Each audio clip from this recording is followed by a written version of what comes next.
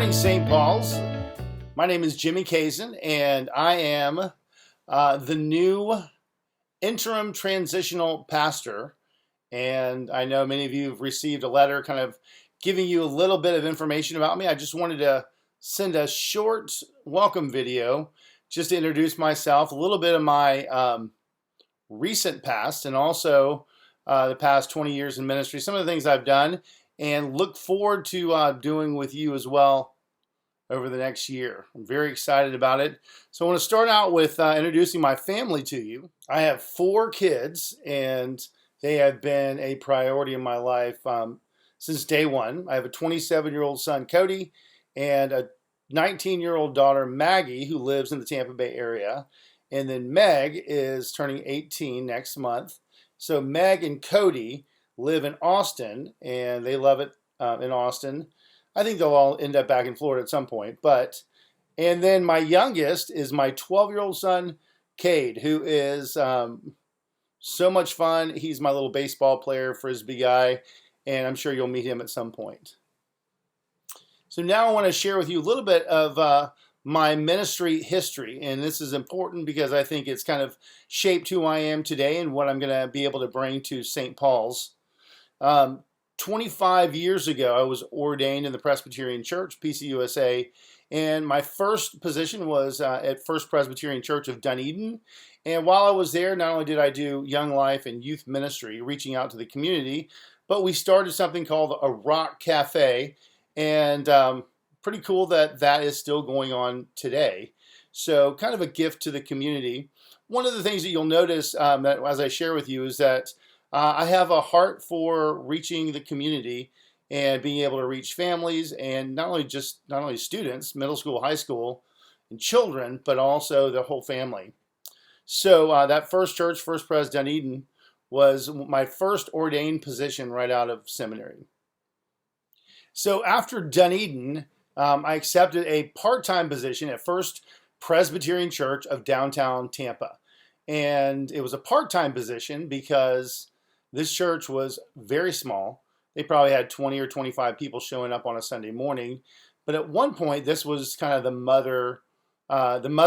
They had birthed all these other Presbyterian churches, and at one point were 2,000 members, but had dwindled down to like 20 or 25 people on a Sunday morning.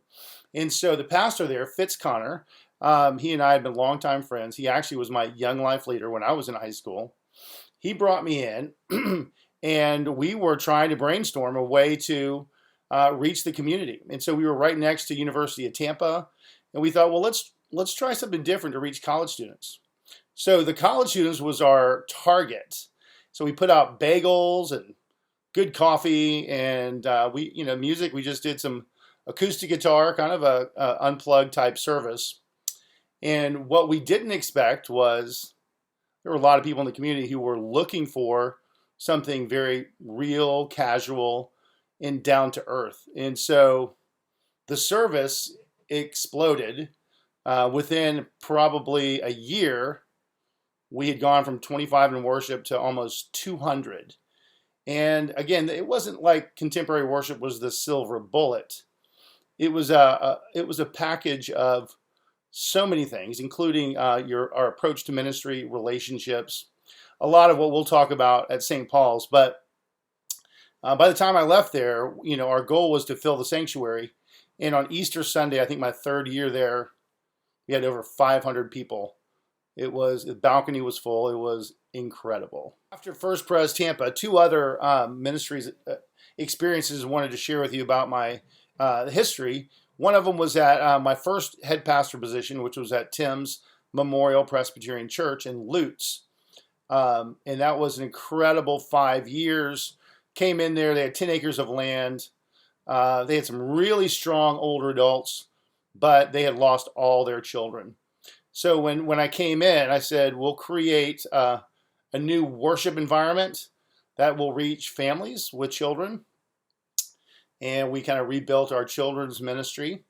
And I'll tell you more about that, but everything we went from about 160, 170 worship to over 300. And number of children involved, there was like 4 kids involved. And by my 3rd year there, we had 60 children coming up for children's message, and we had 30 or 40 kids in the high school program. Everything began to just click. And so you'll hear more about that. But that's a quick, brief history of my ministry experiences that I hope to bring with me to St. Paul's. But let's go ahead and talk about the present day, what's happening right now. As many of you know, I had COVID-19, and after 10 days of symptoms, ended up in the hospital for 10 more days. And so it was really a rough period. I've now been out of the hospital for 2 weeks, and as you can tell, I think I look good. I feel great. My only healing area right now is my lung capacity. And since it's only been 2 weeks, I've asked if I could have another 4 weeks so I can fully recover, so that, as you know, preaching involves both sides of the lungs. So I'm hoping that within 4 weeks I'll be, if not fully back, at least close to fully back. So it looks like we're having a start date of mid-August, which is about 4 weeks from now. And I'm really excited. I think this church, not only because of the current membership, but because of how you are positioned in this growing community, I think you can make an enormous impact. And remember, my role is to come in and really prepare you for your permanent senior pastor that will be coming down the road. So the one thing I want to leave you with is this. We're going to be talking a lot about organization in terms of mission and vision. And a lot of times churches don't take it seriously, and they're like, well, let's get that done and we'll move forward. But the one thing I've learned over the years is that your vision statement truly becomes the driving force behind all of the answers to so many questions that you're going to have. And so what I mean by that is this. A vision statement really is not obviously a mission statement. Your mission statement is what you do. And most churches have a similar mission statement of something like, our mission is to make disciples of Jesus Christ. And almost every church, no matter where it's located, Christian church, that's what they do. They make disciples. But your vision statement is what makes you unique. And it's what makes you different from every other church around you. And it really becomes why people will join your church, join your mission, because of the direction. Their vision has to do with direction. And we're going to talk a lot about this when I get there, because in my experience, the most healthy thing any organization, particularly a church, can do is to clarify the vision. So we're going to spend a lot of time doing that. Lots of things that we're going to do. I can't wait. If you have any questions at all, you can drop me an email right now, and I'd love to start a conversation even before I get there. My email address is jimkazin@gmail.com. And I think that's about it. So I just wanted to send a short video, give you a little bit of my background and how I'm feeling right now. And I can't wait to join you in a few weeks.